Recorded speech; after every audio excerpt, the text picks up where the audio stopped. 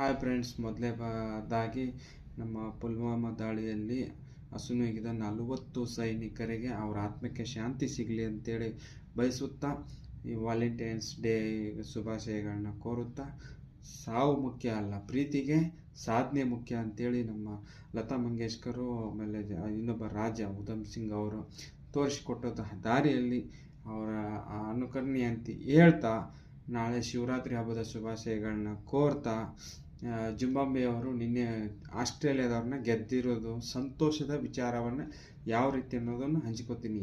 83 world ಕಪ್ಪಲ್ಲಿ ಕೇವಲ 12 ರನ್ಗಳಿಂದ ಜಿಂಬಾಬ್ವೆಯವರು ಮೊದಲೇ ಬಾರಿಗೆ ವಿಶ್ವಕಪ್ನಲ್ಲಿ ಆಸ್ಟ್ರೇಲಿಯಾದವ್ರನ್ನ ಸೋಲಿಸ್ತಾರೆ. 83 ವಿಶ್ವಕಪ್ ಭಾರತ ಗೆಲ್ಲುತ್ತೆ. 2007ನೇ ವಿಶ್ವಕಪ್ T20 ವಿಶ್ವಕಪ್ನಲ್ಲಿ ಜಿಂಬಾಬ್ವೆದವರು ಆಸ್ಟ್ರೇಲಿಯಾದವ್ರನ್ನ ಸೋಲಿಸ್ತಾರೆ. ಆ ವರ್ಷ T20 ವಿಶ್ವಕಪ್ ಭಾರತ ಗೆಲ್ಲುತ್ತೆ. ನಿನ್ನೆ ಜಿಂಬಾಬ್ವೆದವರು T20 ವರ್ಲ್ಡ್ ಕಪ್ಪಲ್ಲಿ ಆಸ್ಟ್ರೇಲಿಯಾದವ್ರನ್ನ ಸೋಲಿಸುತ್ತಾರೆ. ಈ ಮಾತನ್ನು ಬರೆದಿಟ್ಕೊಳ್ಳಿ. ಈ ವಿಶ್ವಕಪ್ ಭಾರತ ಗೆದ್ದೇ ಗೆಲ್ಲುತ್ತೆ. ಒಂದು ವೇಳೆ ನಾನು ಹೇಳಿದ್ದಾಗಲಿಲ್ಲ ಅಂದರೆ ನಾನು ಯೂಟ್ಯೂಬ್ ಚಾನಲ್ಗೆ ಗುಡ್ ಬೈ ಹೇಳ್ತೀನಿ. ಅದು ಅಷ್ಟಲ್ಲದೆ ಈ ದಿನ ಪಂದ್ಯ ನ್ಯೂಜಿಲೆಂಡು ಮತ್ತು ದಕ್ಷಿಣ ಆಫ್ರಿಕಾದ ವಿರುದ್ಧ ಅಹಮದಾಬಾದ್ನಲ್ಲಿ ನರೇಂದ್ರ ಮೋದಿ ಕ್ರೀಡಾಂಗಣದಲ್ಲಿ ನಡೆದಿತ್ತು. ಮೊದಲು ಬ್ಯಾಟಿಂಗ್ ಮಾಡಿದಂಥ ನ್ಯೂಜಿಲೆಂಡು ಕೇವಲ 64 ರನ್ಗೆ 4 ವಿಕೆಟ್ ಕಳ್ಕೊಂಡು ದುಸ್ಥಿತಿಯಲ್ಲಿದ್ದಾಗ 48 ರನ್ ಚಾಂಪ್ಮನ್ ಅವರು ಒಳ್ಳೆ ಬ್ಯಾಟಿಂಗ್ ಮಾಡ್ತಾರೆ.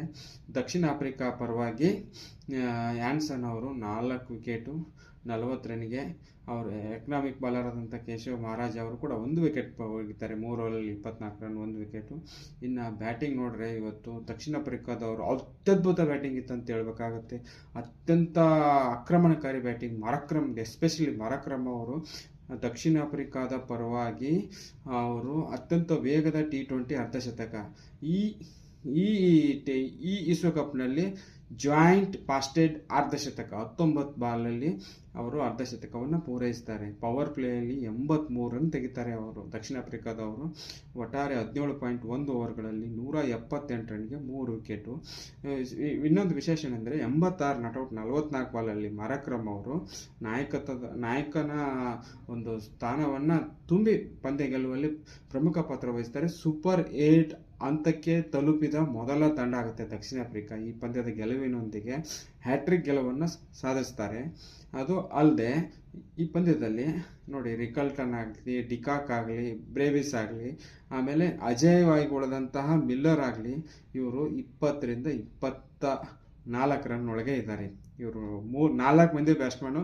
ಇದು ಒಂದು ವಿಶೇಷ ಅಂತ ಹೇಳ್ತಾ, ನಾಳೆ ಭಾರತ ಪಾಕಿಸ್ತಾನ 7-1 ಇದ್ದದ್ದು 8-1 ಆಗುತ್ತೆ ಅಂತ ಹೇಳ್ತಿ. ಮಳೆ